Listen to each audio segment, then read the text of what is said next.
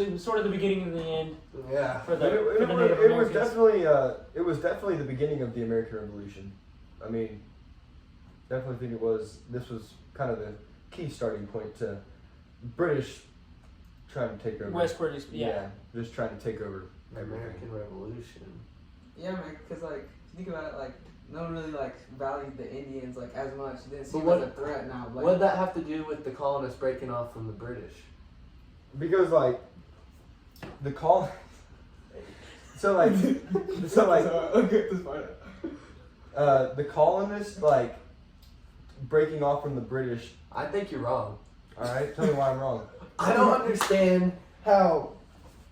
Sometimes we bump heads on the podcast. I don't understand how this has anything to do with the American Revolution. Like, did it just make the colonists have some big heads that they want? Yeah, I think And they have a good general in George Basically. Washington? Yeah, Basically. but the British were so. What needy set for them off land. was the taxing rules and everything that the Okay, we're getting off track here. Let's stop talking. Agree about or disagree. Yeah. Okay. All and right, then, back on track. not to mention, they got like. I know, like, it like made the British and French lose money because they had to ship all this stuff over and everything, but they really didn't get screwed like the Indians did. Like, what did you say earlier? Like 1/3 of their population was killed off. Was killed off in the war. And the British and them are like powers of the world. They're kind of like the Cowboys of the NFL, and the Indians are like the Jets. Like Cowboys, 5 Super Bowls. Always a solid. Every year's their year. Every year's their year. Jets, they've been down for they're just down for the count, and so they get weakened so much by the warfare, and they get dispositioned. It kind of just screws them. The morale is just not there. And not to mention, it starts making them crumble from within, Within their tribes Yeah. across the North America.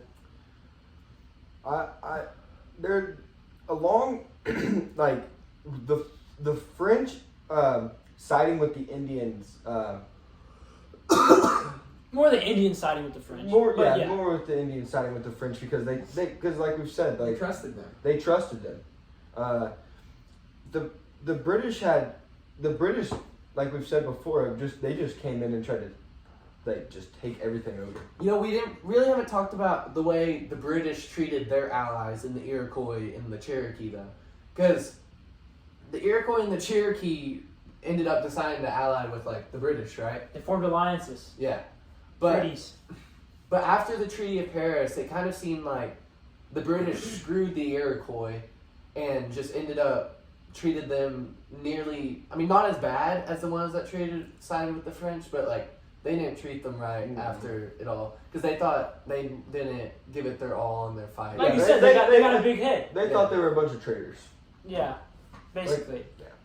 And they knew they could take advantage of them. They were very depleted and Very weak. and economically They lost and their top population guys wise in France. in the end, the effects were terrible on the Indians, and overall. they just lost a lot of their population, a lot of their Promising financial, economics. yeah, and not to mention that, did I just say land? Yes. Land, people, and financial stuff. So I think a solid note to take on is to leave off on is that the natives suffered greatly, economically, like Turner said, and geographically, and it's basically the beginning of the end of the Native Americans. Yeah, it was their demise for their future in North America, because after that, the colonists just started taking over, and it just screwed them for the rest of their time. Pretty much put a Yeah, does that? I think that covers about all. pretty much punctuation to that one. Yeah, to that topic. I think we've covered the